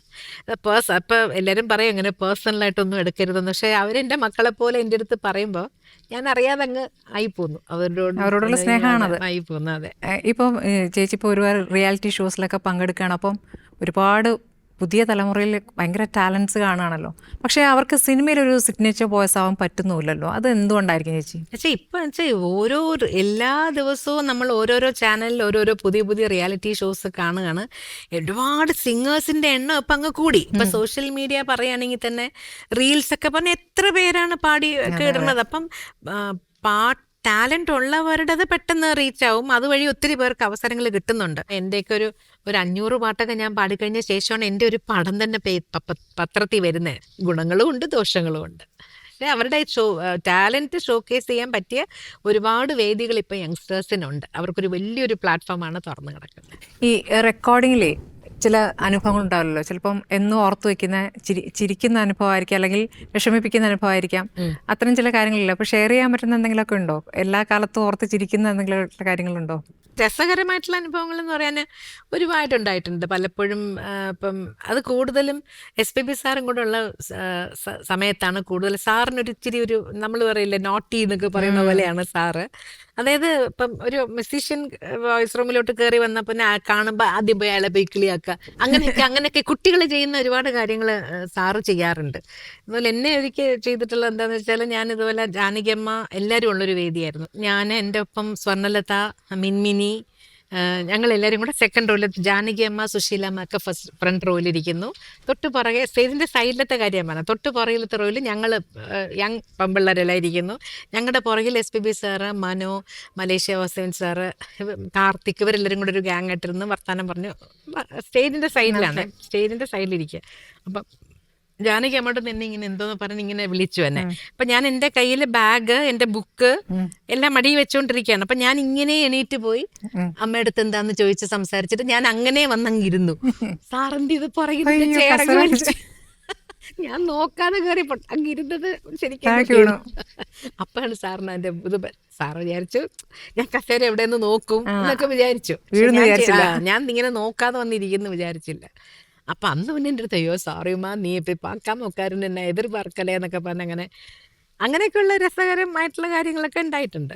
നമുക്ക് കേൾക്കുമ്പോൾ ചിലപ്പോൾ ഭയങ്കര ലളിതമാണെന്ന് തോന്നുന്ന പാട്ടുകൾ, പക്ഷേ പാടുമ്പോൾ അല്ലാതെ ബുദ്ധിമുട്ടി കുറച്ച് സങ്കീർണമാണെന്ന് തോന്നി, അങ്ങനെ ബുദ്ധിമുട്ടിച്ച പാട്ടുകളുണ്ട്?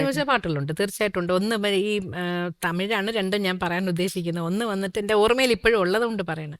ദേവ സാറിൻ്റെ ഒരു മൂവി പുരുഷലക്ഷണം എന്ന് പറഞ്ഞ സിനിമയുടെ പേര്, ഖുഷ്ബു അഭിനയിക്കുന്ന മൂവിയാണ്. അതിനകത്ത് ഒരു 108 അമ്മൻ്റെ പേര് വരെ, അമ്മൻ എന്ന് പറഞ്ഞാൽ ദേവിമാരുടെ പേരുകൾ കണ്ടിന്യൂസ് ആയിട്ട് ശ്വാസം എടുത്ത ഒരു വേർഡ് പോകും.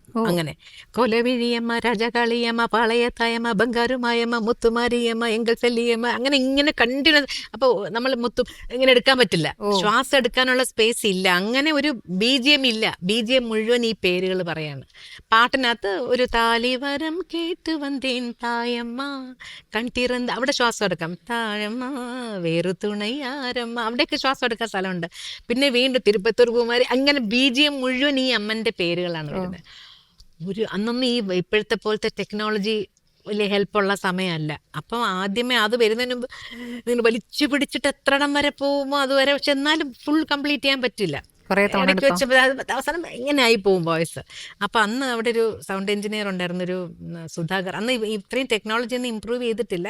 അദ്ദേഹം ഒരു റിസ്ക് എടുത്ത്, നിങ്ങൾ അത് മുன்னாടി ലൈനിലിരുന്ന് പാടിയിട്ട് വാങ്ങാൻ ഞാൻ ഇടയിലെ പഞ്ച് മുടിയുമാ എന്ന് പാക്കറ എന്നൊക്കെ പറഞ്ഞ് ഒരു വേർഡിൽ അങ്ങനെ പഞ്ച് ചെയ്ത് തന്നത് കൊണ്ടാണ് എനിക്കത് ഫുള്ള് പാടാൻ പറ്റിയത്. ഇടയ്ക്ക് വെച്ചിട്ട്, അതായത് 2 കട്ടായിട്ട്, ആ മൊത്തത്തിലുള്ളതിനെ 2 കട്ടായിട്ട് പാടിയിട്ട് അങ്ങനെ റെക്കോർഡ് ചെയ്യാൻ പറ്റി. അതൊരു കഷ്ടപ്പെട്ടൊരു അവസരമാണ്. പിന്നെ നമ്മുടെ മമ്മൂട്ടി സാറിൻ്റെ സിനിമയില്ലേ മറ്റേ അഴകൻ എന്നല്ലേ സിനിമയുടെ പേര്? തത്തിത്തോ എന്നൊരു പാട്ടുണ്ട്. അതിൻ്റെ അവസാനം ഒരു സ്വരം ഫ്രേസിങ് ഉണ്ട്. അത് പറയുകയാണെങ്കിൽ ഭയങ്കര ബുദ്ധിമുട്ടല്ല, പക്ഷെ അതിൻ്റെ ജമ്പിങ് നോട്ട്സ് വരും. അത് ലൈവായിട്ട് ടേക്കിൽ പാടുമ്പോൾ ചിലപ്പോൾ ആ കറക്റ്റ് നോട്ടിൽ തന്നെ വീഴണ്ടേ. അപ്പം അതും ഞാനൊരു ഇത്തിരി ഞാൻ കാരണം 3-4 പ്രാവശ്യമൊക്കെ തെറ്റുമൊക്കെ ചെയ്തിട്ടുള്ളൊരു ഇതാണത്. പിന്നെ ഒരു തെലുങ്ക് പാട്ടെന്ന് പറഞ്ഞാൽ അത് അന്നൊക്കെ നമ്മൾ ശരിക്കും നമ്മൾ വിഷമിച്ചു പോയിട്ടുള്ള അവസരങ്ങളാണത്. അതായത് ഭർത്താവിനെ പാമ്പ് കടിച്ചിട്ട് കൊണ്ടുവന്ന് അമ്പലത്തിൻ്റെ മുമ്പിൽ കിടത്തിയിട്ട് ദേവിയോട് നോക്കി ഇങ്ങനെ അലറി പാടുന്നതായിട്ടൊരു പാട്ടാണ്. ഇറങ്ങി വാ, ഞാൻ നിന്നെ ഇത്രയും നാൾ തൊഴുത് പ്രാർത്ഥിച്ചതല്ലേ, എന്നിട്ട് എൻ്റെ താലി പറിക്കാൻ നോക്കുന്നത് എന്താണെന്നുള്ള രീതിയിൽ പറഞ്ഞിട്ട് ഹസ്ബൻഡിൻ്റെ മരിച്ചിട്ടില്ല അവിടെ കിടത്തിയിട്ട് ദേവിയെടുത്ത് ഇങ്ങനെ അലറി പാടുന്നതായിട്ട് ഇറങ്ങി വന്ന് എൻ്റെ ഭർത്താവിനെ രക്ഷിക്കുന്നുള്ള രീതി. ആ പാട്ട് പാടുമ്പോഴതുപോലെ അത് MS റെഡ്ഡി എന്ന് പറഞ്ഞിട്ടൊരു പഴയ ഡയറക്ടറാണ്. അദ്ദേഹം തന്നെ എഴുതിയിരിക്കുന്നതും ഡയറക്ടറും. അദ്ദേഹം വന്ന് അവിടെ ഇരിക്കും. അയ്യോ ഭയങ്കര പ്രയാസമായിരുന്നു അത് പാടി തീർത്തിക്കാൻ. എനിക്ക് അവസാനം ഒരു 1/4 ഭാഗം പാടിയിട്ട് അവസാനം ഇങ്ങനെ അലറി കരഞ്ഞുകൊണ്ടുള്ള അലറണം ശരിക്കും. അവർ ഇപ്പോൾ ദേവി സ്തുതിയുടെ പറഞ്ഞ പോലെ കുറച്ചു കാലം മുമ്പ് കസറ്റുകളുടെ കാലത്ത് ഒരുപാട് ദേവീസ്തുതികൾ അല്ലേ പാടിയിട്ടുണ്ട്. CD-യുടെ കാലം അതും മാറി. അപ്പം ആ ആസ്വാദനത്തിനും അതിൻ്റെ ഒരു കണ്ടിന്യൂറ്റിക്കൊക്കെ ഒരു ഭംഗം വന്നിട്ടുണ്ടോ? എനിക്കും ഡിവോഷണലിന് വലിയ ബുദ്ധിമുട്ടുകൾ വന്നിട്ടില്ല. കാരണം ഇപ്പോഴും ഡിവോഷണലിൽ അതൊക്കെ തന്നെയാണ് എല്ലാവരും കേൾക്കാൻ. ഇപ്പോഴും ഞാനിപ്പം ഏതെങ്കിലും ഡിവോഷണൽ പ്രോഗ്രാമിനും പോയാലും അഞ്ജനശിലയിൽ ആദിപരാശക്തി അമ്മേ കുമാരനല്ലൂരംബേ എൻ മനസ്സിൽ ഭദ്രദീപം തെളിയുമ്പോൾ വന്നണഞ്ഞു മാഹേന്ദ്ര നീലാഭയ. ഈ പാട്ടൊക്കെ ഇപ്പോഴും ചോദിക്കാറുണ്ട് ആൾക്കാർ. അതേപോലെ ഒരു നേരമെങ്കിലും കാണാതെ വൈ എൻ്റെ ഗുരുവായൂരപ്പാ നിൻ ദിവ്യരൂപം. ഇതൊക്കെ എനിക്കൊണ്ട് മനുഷ്യർക്ക് മടുക്കാത്ത പാട്ടുകളാണ് ഒരു കാലത്ത്. അപ്പം അതൊക്കെ ഇപ്പം ആ ട്രെൻഡൊക്കെ ഇപ്പോഴും അങ്ങനെ തന്നെ. എൻ്റെ കുറേ പുതിയ പാട്ടുകൾ ഇപ്പം നല്ല ഫാസ്റ്റ് ബീറ്റ് പാട്ടുകളൊക്കെ അതേപോലെ യങ്സ്റ്റേഴ്സിന് ഇപ്പോൾ കൂടുതൽ അവർക്ക് ഡാൻസ് ചെയ്യാനും ഒക്കെ അവർ എൻജോയ് ചെയ്യാനാണ് വരുന്നത്. മെലഡി ആസ്വദിക്കുക എന്നുള്ളതിനേക്കാൾ കൂടുതൽ ഇപ്പം നമ്മൾ ചില പ്രോഗ്രാമിന് പോകുമ്പോൾ വിളിച്ചു പറയും ഫാസ്റ്റ് എന്ന് വിളിച്ചു പറയും, ഫാസ്റ്റ് പാട്ടുകൾ വേണം ഡാൻസ് ചെയ്യാനുള്ള, അങ്ങനെ പറയാറുണ്ട് ചിലപ്പോൾ. നമുക്കൊരു ഫാസ്റ്റ് നമ്പർ പാടിയാലോ? ചൂളമടിച്ചു കറങ്ങി നടക്കും ചോലക്കുയിലിനു കല്യാണം. ഓ ആലിൻ കൊമ്പ തണ്ടി ഉറങ്ങണൊരോലെ ഞാലിക്ക് പൂത്താലിയോ.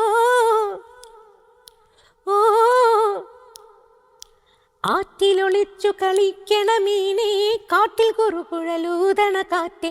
ആറ്റിലൊളിച്ചു കളിക്കണ മീനെ കാട്ടിൽ കുറുകുഴലൂതണ കാറ്റെ. കാട്ടള കെട്ടി കൈവള ചാർത്തി കല്യാണത്തിനു കൂടേണ്ടേ. ഓ ചൂളമടിച്ചു. ചേച്ചി കുറേ ഹിന്ദിയിലും പാടിയിട്ടുണ്ടല്ലോ. അപ്പോൾ പറഞ്ഞ പോലെ അന്നത്ര ശ്രദ്ധിക്കപ്പെടാതെ പോയ പക്ഷെ നല്ല പാട്ടുകളാണ്, ചേച്ചിക്ക് തന്നെ ബോധ്യമുള്ള പാട്ടുകൾ. അതിൽ ഏറ്റവും ഇഷ്ടപ്പെട്ട ഏതാണ്? പിയ ബസന്തിയുടെ അതൊരു ആൽബമായിരുന്നു, അതൊരു ആൽബമായിരുന്നു, ഹിറ്റ് ആവുകയും ചെയ്തത്. ഏറ്റവും കൂടുതൽ പേര് ഉണ്ടാക്കി തന്നിട്ടുള്ള പാട്ട് कहना ही क्या नैनिक अनजान से जो मिले चलने लगे मोहब्बत के जैसे सिलसिले अरमान ऐसे दिल में खिले जिनको कभी मैं न जानूं वो हमसे हम उनसे कभी ना मिले कैसे मिले दिल न जानो अब क्या करे क्या नाम ले कैसे उन्हें मैं पुकारूं. ഈ പാട്ട് അതുപോലെ ഹസീ വാദിയായ ഖുലാസും അതൊക്കെ എനിക്കൊരു ഹിറ്റായിട്ട് വന്നിട്ടുള്ള പാട്ടുണ്ട്. പിന്നെ അതുപോലെ തുമിലേ ദിൽ ഖിലേ और जीने को क्या चाहिए. അതിന്റെ തെലുങ്കാണ് ഞാൻ പാടിയത്. പക്ഷെ ഹിന്ദിയിൽ എൻ്റെ ഒരു വേർഷനുണ്ട്. പാട്ടുകാരി അല്ലായിരുന്നെങ്കിൽ KS ചിത്ര ആരാകുമായിരുന്നു? എനിക്ക് ഏറ്റവും ഇഷ്ടമുള്ള ജോലി പഠിപ്പിക്കലാണ്, ടീച്ചിങ് തന്നെയാണ്. അപ്പം ഞാൻ മ്യൂസിക് മെയിൻ എടുത്ത് പഠിച്ചത് തന്നെ ഏതെങ്കിലും സ്കൂളിലോ അല്ലെങ്കിൽ ഏതെങ്കിലും കോളേജിലോ മ്യൂസിക് ടീച്ചറായിട്ട് അപ്പോഴും മ്യൂസിക് തന്നെയാണ്. അത് തന്നെ, അല്ല വേറെ ഒന്നും അതാണ് ചോദിച്ചത്. അതിലപ്പുറം മറ്റൊരു ആലോചന ഒന്നുമില്ല. അതല്ലാത്ത മറ്റു ഇൻട്രസ്റ്റുകൾ എന്താ ചേച്ചിക്ക്? ഇപ്പൊ വീട്ടിൽ അടുക്കി പെറുക്കലല്ലാതെ അടുക്കിപ്പറക്കല്ലാതെ എനിക്ക് ഈ ചില വീടുകളൊക്കെ പോയി കണ്ടിട്ട് വന്നു കഴിയുമ്പോഴേ നല്ല ഭംഗിയൊക്കെയുള്ള വീട് കണ്ടപ്പോൾ തിരിച്ച് വീട്ടിലുമ്പോഴത്തേക്ക് ഞാൻ ആ വീട്ടിൽ, അങ്ങനത്തെ ഒരു വീട്ടിൽ ഞാനാണെങ്കിൽ എനിക്കത് എങ്ങനെ വേണമെന്നുണ്ടെങ്കിൽ ഞാൻ ഇരുന്ന് വരയ്ക്കുകയും ചെയ്യും ചേച്ചി. വരയ്ക്കും. അങ്ങനെ ഡ്രോയിങ് ഒന്നും വരയ്ക്കാൻ അറിഞ്ഞൂടാ കേട്ടോ. അങ്ങനെ ആളുടെ രൂപമോ അല്ലെങ്കിൽ അങ്ങനെ ഒന്നും വരയ്ക്കാൻ, ഒരു വര പോലും നേരെ വരയ്ക്കാൻ, പക്ഷെ സ്കെയിൽ വെച്ചിട്ട് ആ വീടിന്റെ പ്ലാൻ വരയ്ക്കാൻ ഭയങ്കര ഇഷ്ടം. എന്നിട്ട് അതിൽ എനിക്ക് ഏതൊക്കെ സാധനങ്ങൾ എവിടെ വേണം, എന്നിട്ട് ഞാൻ അത് കണ്ട് സ്വപ്നം കണ്ടിരിക്കുക. സ്വപ്നം ചേച്ചി അതൊക്കെ യാഥാർത്ഥ്യമാക്കാമല്ലോ. നമുക്ക് മിനിമൽ അങ്ങനത്തെ ലൈഫ് മതി, വലിയ അങ്ങനത്തെ ലൈഫ് ഒന്നും ഇഷ്ടം. ചേച്ചിക്ക് ഇപ്പൊ വീടുകളിൽ ചെന്നൈയിലും തിരുവനന്തപുരത്തും? ചെന്നൈയിൽ ഗുരുവായൂർ ഒരു കുഞ്ഞൊരു അപ്പാർട്ട്മെന്റ്. അപ്പം അത് കണ്ണനെ കണ്ട് ഇടയ്ക്ക് വന്ന് താമസിച്ച് അല്ലേ? അതെ. എല്ലാ കൊല്ലം പോവും? എല്ലാ മാസവും പോവും? അങ്ങനെ എല്ലാ മാസമൊന്നുമില്ല, ഒരു വർഷത്തിലൊരു 3-4 തവണയെങ്കിലും പോവും. ഏത് ക്ഷേത്രങ്ങളാണ് ചേച്ചിക്ക് ഏറ്റവും ഇടയ്ക്കിടയ്ക്ക് പോകണം തോന്നിയിട്ട്? തമിഴ്നാട്ടിലൊരു ഗുരുവായൂരുണ്ടാവും, ഛടിപ്പിച്ചിട്ടുണ്ട്. ഗുരുവായൂർ എനിക്ക് എപ്പോഴും വിട്ട് നിൽക്കാൻ പറ്റാത്ത പോലെ, പറ്റുമെങ്കിലും പറ്റുന്ന സമയത്തൊക്കെ ഓടിപ്പോണം. മൂകാംബികയിൽ പോകാൻ ഭയങ്കര ഇഷ്ടം. കാരണം ഞാൻ ഈ തൊട്ടിരിക്കുന്ന ചന്ദനം, കളഭം, ഗുരുവായൂരപ്പൻ്റെ കളഭവും കുങ്കുമം മൂകാംബികയുടെ കുങ്കുമമാണ്. അപ്പം എന്തോ എനിക്ക് അതിൻ്റെ കയ്യിലും അതേതാ. അപ്പം ഇതിൽ ഏറ്റവും കൂടുതൽ പോകുന്നത് ഇത് രണ്ടുമാണ്. പിന്നെ എൻ്റെ ഫാമിലി ടെമ്പിളായിട്ട് ആറ്റുകാൽ ക്ഷേത്രമുണ്ട്. ആറ്റുകാൽ ഇതുപോലെ പറ്റുമ്പോൾ പോവും, എപ്പോഴും ഇല്ല. തിരുവനന്തപുരത്ത് ചെല്ലും. പൊങ്കാല ഞാൻ ആദ്യമൊക്കെ 2-3 തവണ എൻ്റെ മോൾക്ക് വേണ്ടിയിട്ട് ഞാൻ നേർച്ചയുണ്ടായിരുന്നു, താലപ്പൊലിയൊക്കെ. അതൊക്കെ പോയി ചെയ്ത് തീർത്തു. പിന്നെ വലിയ കൂട്ടത്തിനിടയ്ക്ക് പോകാൻ വയ്യാത്തോണ്ട് വീട്ടിൽ തന്നെ പൊങ്കാല ഇടും. വീട്ടിൽ പൊങ്കാല അപ്പം ഇപ്പം നേദിക്കാൻ ആൾ വരും, പൂജാരിമാർ വന്ന് നേദിച്ചു തരും. അതുകൊണ്ട് വീട്ടിൽ തന്നെ ഇടാറുണ്ട്. ചേച്ചി ഇപ്പോൾ അമ്മയെ പറ്റി പറഞ്ഞു, അച്ഛനെ പറ്റി പറഞ്ഞു, ചേച്ചിയെ പറ്റി പറയാൻ വിട്ടുപോയിട്ടുണ്ട്. ചേച്ചിയും പാട്ടുകാരിയാണല്ലോ. എന്നേക്കാൾ നല്ല പാട്ടുകാരിയാണ് എപ്പോഴും ചേച്ചി പറയുന്നത്. ആദ്യമൊക്കെ കുട്ടിക്കാലത്തൊക്കെ ഈ വോയിസ് മോഡുലേഷൻ, അതായത് ഈ നമ്മൾ പറയുന്ന ഈ ഡൈനാമിക്സ് എന്നൊക്കെ പറയില്ലേ, അതൊക്കെ ചേച്ചിക്ക് നാച്ചുറലി ഉണ്ടായിരുന്നു. ചേച്ചി പാടുന്നതിനൊരു പ്രത്യേക ഭാവമായിരുന്നു. എനിക്കതൊന്നും അറിഞ്ഞുകൂടായിരുന്നു. ഞാൻ ശാസ്ത്രീയ സംഗീതം മാത്രം പഠിച്ചിട്ട് ഞാൻ പ്ലെയിൻ ആയിട്ടാണ് ഞാൻ പാടിക്കൊണ്ട്. പിന്നെ ചേച്ചിയുടെ നിന്ന് കേട്ട് ചേച്ചി എനിക്ക് ഒരുപാട് കറക്റ്റ് ചെയ്ത് തരാറുണ്ട്. അപ്പം ഇപ്പോൾ എനിക്കൊരു ടെൻഷനൊക്കെ ഉള്ള പ്രോഗ്രാമിന് ചേച്ചി ഓഡിയൻസിൻ്റെ ഇടയ്ക്ക് ഇരിപ്പുണ്ടെങ്കിൽ ഞാൻ ഓരോ വരി കഴിയുമ്പോഴും ഞാനിങ്ങനെ നോക്കും എങ്ങനെയാണ് ചേച്ചിയുടെ റിയാക്ഷൻ എന്ന്. അപ്പോൾ ചേച്ചിയുടെ മുഖത്തൊരു കംഫർട്ടബിൾ ഫീലിംഗ് ഉണ്ടെങ്കിൽ വലിയ കുഴപ്പമില്ല എന്നുള്ളൊരു. ചേച്ചി എന്തുകൊണ്ടാണ് സിനിമയൊന്നും പരീക്ഷിക്കാൻ? ചേച്ചി ഭയങ്കര നെർവസ് ആണ്. ചേച്ചി അത് എൻ്റെ അനിയനും നല്ലോണം ഗിറ്റാർ വായിക്കുമായിരുന്നു, കൊച്ചിലെ പാടുമായിരുന്നു. അപ്പോൾ ഡിഫ്തീരിയ വന്നിട്ട് അവൻ്റെ ശബ്ദം പോയി, അതിനുശേഷം പാടാൻ പറ്റില്ല. പക്ഷേ ഗിറ്റാർ വായിക്കും, ഉള്ളിൽ ഒരുപാട് മ്യൂസിക്സ് ഉള്ള ആളാണ്. അപ്പം ഇതുപോലെ ഞങ്ങൾ ഒരുമിച്ച് കൂടി അങ്ങനെ ഒന്നും ചെയ്തിട്ടില്ല. എന്തെങ്കിലും വല്ല ഫാമിലി ഗെറ്റ് ടുഗെദറൊക്കെ വരുമ്പോൾ എന്തെങ്കിലുമൊക്കെ മുകളിൽ. പക്ഷെ ഇവർ രണ്ടുപേരെയും പാടിപ്പിക്കാൻ ഭയങ്കര പാടാൻ. രണ്ടുപേരും ഭയങ്കര പേടിയും ഭയങ്കര നെർവസും ആയിട്ടുള്ള ആൾക്കാരാണ്. അപ്പം അവരെ കൊണ്ട് എന്തെങ്കിലും ചെയ്യിപ്പിക്കണമെങ്കിൽ ചേച്ചിയെ തന്നെ ഞാൻ എൻ്റെ ഒരു ആൽബത്തിനകത്ത് ഒന്ന് പാടിപ്പിക്കാൻ എത്ര പാടുപെട്ടു എന്നറിയാമോ. വിളിച്ചു, ഞാനില്ല അവസാനം പിടിച്ച് വലിച്ച് കൊണ്ടുവന്നിട്ടാണ്, ഞാനും കൂടെ ഇല്ലാതെ ഒറ്റയ്ക്ക് നമ്മുടെ സ്റ്റുഡിയോയിൽ തന്നെ ആയതുകൊണ്ട് അവിടെ നിന്ന് ഒരു ആൽബം, ഒരു സന്ധ്യാനാമം എന്ന് പറഞ്ഞൊരു ആൽബം ഞാനും ചേച്ചിയും കൂടെ പാടിയിട്ടുണ്ട്. അനിയനെ ഇതുപോലെ എന്തെങ്കിലുമൊക്കെ ഒന്ന് ഉൾപ്പെടുത്താന്ന് പറഞ്ഞ് ചോദിക്കുമ്പോൾ ഒക്കെ എല്ലാത്തിന്നും അങ്ങനെ മാറി നിൽക്കുകയാണ്. അങ്ങനെയാണ് രണ്ടുപേരും ഭയങ്കര ഇൻട്രോവേർട്ടുകളാണ്. ചേച്ചിയും കുറച്ച് അങ്ങനെ തന്നെയാണ് അല്ലേ? അവരെ വെച്ച് നോക്കുമ്പോൾ ഞാൻ എത്ര ഭയങ്കര എക്സ്ട്രോവേർട്ട് എന്ന് പറയാം. ചേച്ചിയെ എങ്ങനെ പിടിച്ചു വലിച്ച് പുറത്തേക്ക് ഇട്ടതാണല്ലോ, അതുകൊണ്ട് അങ്ങനെ പോയി. നമ്മൾ പല സംഗീത സംവിധായകർക്കൊപ്പം പ്രവർത്തിച്ചുകൊണ്ട് ഓരോരുത്തരും ഓരോ ശൈലിയായിരിക്കല്ലോ. ഇളയരാജയുമായിട്ടുള്ള ഒരു അനുഭവം പറയാമോ? രാജാ സാറിനെയൊക്കെ ജീവിതത്തിൽ കാണാൻ പറ്റും എന്ന് പോലും വിചാരിച്ചിട്ടില്ല. അപ്പം അങ്ങനെയുള്ള രാജാ സാറിൻ്റെ അടുത്തുനിന്ന് എനിക്ക് അവസരം ഉണ്ടാക്കി തന്നത് ഫാസിൽ സാറാണ്. ഫാസിൽ സാറിൻ്റെ നോക്കത്താ ദൂരത്ത് കണ്ണും നട്ടെന്നുള്ളതിൻ്റെ തമിഴ് വേർഷൻ റെക്കോർഡ്, അത് തമിഴ് വേർഷൻ അല്ല, അത് ശരിക്കും രണ്ടാമതൊരു സിനിമയായിട്ട് എടുക്കുകയായിരുന്നു. അപ്പം അതെടുക്കുന്ന സമയത്ത് ഈ മൂവി രാജാ സാറിനെ കാണിച്ചപ്പോൾ ഇത് നദിയ മൊയ്തുവാണല്ലോ. അപ്പം നദിയയും ഞാനും ഏകദേശം സമയമല്ല, നദി എന്നെക്കാളും ചെറുതായിരിക്കും, എനിക്ക് വയസ്സറിഞ്ഞൂടാ. അപ്പം വോയിസ് ചേരുന്നുണ്ടല്ലോ, അപ്പോൾ ആ വോയിസ് തന്നെ വേണമെങ്കിൽ നമുക്ക് യൂസ് ചെയ്യാമെന്ന് രാജാ സാറ് പറഞ്ഞു എന്ന് പറഞ്ഞിട്ട് ഫാസിൽ സാർ എന്നെ വിളിച്ച് പറഞ്ഞു, ഇനി ചെന്നൈയിൽ പോകുമ്പോൾ ഒന്ന് രാജാ സാറിനെ പോയി കാണണം. ഞാൻ ഇപ്പം ഫാസിൽ സാർ കളിയാക്കാൻ പറയുന്നതായിരിക്കും, അല്ലാതെ ഇപ്പോൾ രാജാ സാറിനെ പോയി എൻ്റെ കാണാൻ അങ്ങനെ പറയുമോ എന്നൊക്കെ ഞാൻ വിചാരിച്ചപ്പം തന്നെ അല്ലല്ല, ഞാൻ തമാശ പറഞ്ഞല്ല, കാര്യമായിട്ട് പോകുമ്പോൾ ചെന്നൈയിൽ ഇനി പോകുമ്പോൾ ഒന്ന് പോയി കാണണം, അദ്ദേഹത്തിനൊന്ന് സൗണ്ട് ചെക്ക് ചെയ്യണം എന്ന് പറഞ്ഞിട്ട് അങ്ങനെ ഞാൻ അടുത്ത പ്രാവശ്യം ചെന്നൈയിൽ റെക്കോർഡിങ്ങിന് പോകുമ്പോൾ, ഞാൻ നേരത്തെ പറഞ്ഞ ദാസേട്ടൻ്റെ PA ആയിരുന്ന ഉണ്ണിച്ചേട്ടനാണ് എന്നെ കൊണ്ടുപോയി രാജാ സാറിൻ്റെ അടുത്ത് കൊണ്ടുപോയത്. അപ്പോൾ ഏതാത് പാടുക എന്ന് പറഞ്ഞു. അപ്പം ഞാനൊരു കീർത്തനം, കാപ്പി രാഗത്തിലൊരു കീർത്തനം പാടിക്കഴിഞ്ഞപ്പോഴത്തേക്കും അതിനകത്ത് 1-2 കറക്ഷൻസ് മാത്രം പറഞ്ഞു തന്നു. ശ്വാസമൊക്കെ ഞാൻ വെപ്രാളം കൊണ്ട് ശ്വാസം മുറിച്ച് പാടിയതിനെയൊക്കെ അങ്ങനെയാണ് പാടരുത്, അത് ആ വേർഡ് മുറിയാൻ പാടില്ല എന്നൊക്കെ തെലുങ്ക് കീർത്തനായിരുന്നല്ലോ, അതിന് അഡ്വൈസൊക്കെ തന്നിട്ട് ഓൾ ദി ബെസ്റ്റ് എന്ന് പറഞ്ഞങ്ങ് വിട്ടു. അപ്പം ഞാൻ വിളിക്കോ ഇഷ്ടപ്പെട്ടോ ഇല്ലോ, നമ്മളാകെ വെപ്രാളം പിടിച്ച് പാടിയതുകൊണ്ട് ഇഷ്ടപ്പെട്ടിട്ടുണ്ടാവുമോ എന്നൊന്നും അറിയില്ല. അവിടെ നിന്ന് വന്നു, പ്രതീക്ഷയൊന്നും ഉണ്ടായിരുന്നില്ല. അപ്പോൾ പിറ്റേ ദിവസം തന്നെ രാവിലെ ഒരു റെക്കോർഡിംഗ് ഉണ്ട്, വരാൻ പറഞ്ഞു എന്ന് പറഞ്ഞ് വിളിച്ചു. അങ്ങനെ ചെന്നിട്ട് രാജാ സാറിന് ആദ്യം പാടിയ പാട്ട് ഗംഗേമരൻ സാറിൻ്റെ ഒപ്പമായിരുന്നു, രാജാ സാറിൻ്റെ ബ്രദറിൻ്റെ കൂടെ. അത് പൂജക്കേത്ത പൂവിത് നേത്ത് താനെ പൂത്തത് യാരത് പാത്തത് ഇതായിരുന്നു രാജാ സാറിന് വേണ്ടി പാടിയ ആദ്യത്തെ പാട്ട്. പൂവേ പൂച്ചുടവ എന്നുള്ള പാട്ടിൻ്റെ പാടാൻ വന്നപ്പോൾ പാടിക്കഴിഞ്ഞ് എൻ്റെ അടുത്ത് രാജാ സാറിൻ്റെ അടുത്തുള്ള ഒരു സീറ്റിലിരിക്കാൻ പറഞ്ഞു. ഇരുന്നിട്ട് എൻ്റെ തോന്നുന്നു இந்த പാട്ടിൽ എന്നെന്ന മിസ്റ്റേക്സ് വന്നിരിക്കുന്ന നീ എനിക്ക് സൊല്ലണം.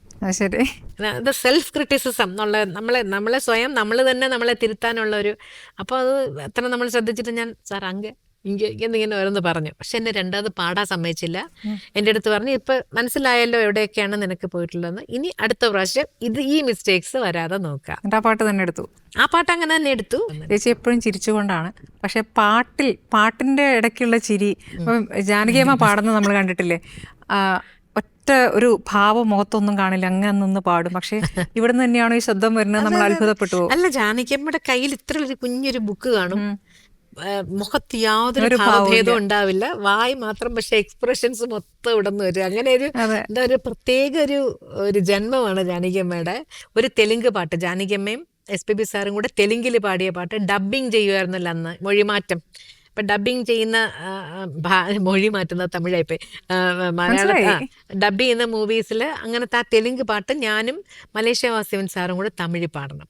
റെക്കോർഡ് ചെയ്തപ്പോൾ ദൈവമേ, ആദ്യത്തെ പല്ലവിയിൽ മുഴുവൻ ഹീറോയിനെ ഇക്കിളിയാക്കുന്ന ഇതാണ്. അപ്പം ആ ചിരിയുടെ ഇൻറ്റൻസിറ്റി ആദ്യം ചെറുതായിട്ട്, പിന്നെ വലുതായി കൊണ്ട് വലിയ ചിരി, പല വെറൈറ്റി ചിരിയാണ് ആദ്യത്തെ പല്ലവിയിൽ, വരികളൊന്നുമില്ല. അത് കേട്ടപ്പോഴേ എൻ്റെ അന്തം വിട്ടു. ഞാൻ പറഞ്ഞു, അയ്യോ എനിക്ക് പറ്റൂല, നമുക്ക് പോകുമ്പോൾ ഞാൻ അച്ഛൻ്റെ അടുത്ത് പോയി പറഞ്ഞു, നമുക്ക് അയ്യോ എനിക്ക് പറ്റൂല, എനിക്ക് പോവാൻ, എനിക്ക് ഇവിടെ നിൽക്കണ്ട. അപ്പോൾ അച്ഛൻ എൻ്റെ അടുത്ത് പറഞ്ഞു, ഇല്ലല്ല നീ എന്തായാലും വന്നു, ഇവിടെ നിന്നെ വിളിച്ച് ഇവിടെ വന്നു, സ്റ്റുഡിയോയിൽ വന്ന് പാട്ടും കേട്ടു, നീ പാടില്ല എന്ന് പറഞ്ഞു പോണത് തെറ്റാണ്, ട്രൈ ചെയ്ത് നോക്കൂ, വന്നാ വരട്ടെ, അവർക്ക് ഇഷ്ടപ്പെട്ടില്ലെങ്കിൽ അവർ വേറെ ആരെങ്കിലും മാറ്റി പാടിപ്പിച്ചോട്ടെ, പക്ഷെ വന്നിട്ട് പാടില്ല എന്ന് പറഞ്ഞ് പോണത് വളരെ തെറ്റായിട്ടുള്ളൊരു കാര്യമാണ്, ശ്രമിച്ചു നോക്കൂ എന്ന് പറഞ്ഞ് ഞാൻ എന്തൊക്കെയോ കാട്ടിക്കൂട്ടി. ചേച്ചി ഇപ്പം എല്ലാവരെ പറ്റി പറഞ്ഞു, ഭർത്താവിനെ പറ്റി കുറച്ചുകൂടെ പറയണം. ഇപ്പൊ പറഞ്ഞു അച്ഛന് ശേഷം അല്ലേ, എപ്പോഴും കൂടെ എൻ്റെ ഉത്തരവാദിത്വം ഫുൾ ഏറ്റെടുത്ത് അങ്ങനെ നോക്കുന്നത്. എൻ്റെ എന്താ പറയണ്ടേ, എൻ്റെ കാര്യങ്ങൾ ഏറ്റവും കൂടുതൽ എന്നെക്കാൾ കൂടുതൽ ചിന്തിച്ച് ചെയ്യുന്ന ഒരാൾ വിജയൻ ചേട്ടനാണ്. ഇപ്പോൾ സ്റ്റുഡിയോ തന്നെ, റെക്കോർഡിംഗ് സ്റ്റുഡിയോ തന്നെ ഉണ്ടാക്കിയത് വിജയൻ ചേട്ടൻ്റെ ഇഷ്ടമാണ്, ഞാൻ പറഞ്ഞിട്ടല്ല. വിജയൻ ചേട്ടനായിട്ട് തന്നെ റെക്കോർഡിംഗ് സ്റ്റുഡിയോ ഉണ്ടാക്കിയതും ഓഡിയോ ട്രാക്സ് എന്നുള്ള ഞങ്ങളുടെ ഓഡിയോ കമ്പനി ഉണ്ടാക്കിയതും വിജയൻ ചേട്ടൻ്റെ താല്പര്യം തന്നെയാണ്. നമുക്ക് എന്തൊക്കെ പാട്ടുകൾ, എനിക്ക് എന്തൊക്കെ പാടാൻ താല്പര്യമുണ്ടോ അതൊക്കെ നമ്മുടെ ഇഷ്ടത്തിന് ഇറക്കുക എന്നുള്ള.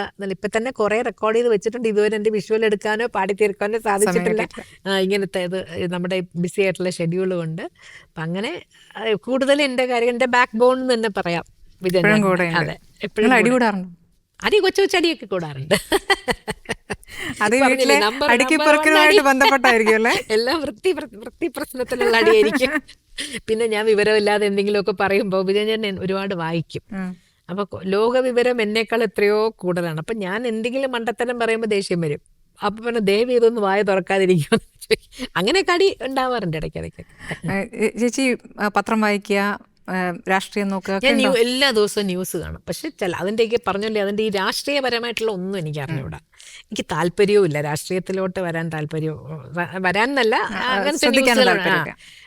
ഞാൻ അല്ലാത്ത എല്ലാ ന്യൂസുകളും വീട്ടിൽ 24 മണിക്കൂറും ന്യൂസ് ചാനൽ തന്നെയായിരിക്കും ഓടിക്കൊണ്ടിരിക്കുക. അതുകൊണ്ട് അവിടെ ഇവിടെയൊക്കെയുള്ള കുറെ വിവരങ്ങളൊക്കെ അറിയാമെന്നല്ല. നമ്മളെ കണ്ടുണ്ടോ? കണ്ടിട്ടുണ്ട്. നമുക്കിപ്പോൾ ഓണാണല്ലോ, അപ്പോൾ ഓണത്തിന് നമുക്ക് പ്രേക്ഷകരോട് എന്താണ് ഇപ്പോൾ ഈ ഓണത്തെ, ഇപ്രാവശ്യത്തെ ഓണത്തിന് എന്താണ് പ്രേക്ഷകരോട് പറയാനുള്ളത്?